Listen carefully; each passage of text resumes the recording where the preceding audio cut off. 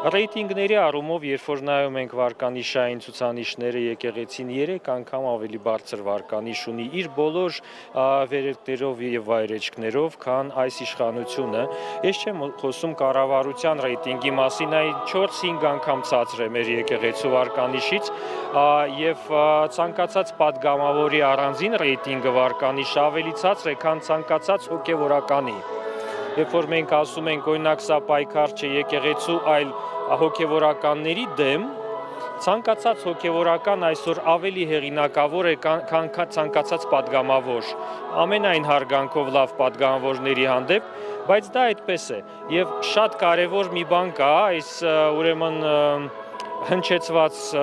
մոտեցումը Փաշինյանի, որ սա պայքար է ոչ թե եկեղեցու, այլ հոգեվորականների դեմ, միանշանակ կամ անգրագիտություն է կամ միտումնավոր սխալ, որովհետև ես ինչպես ասել եմ եւ ասում եմ եւ կուզեի որ բոլորս դա հասկանանք, եկեղեցին հոգեվորականներն են, եկեղեցին հոգեվորականությունն է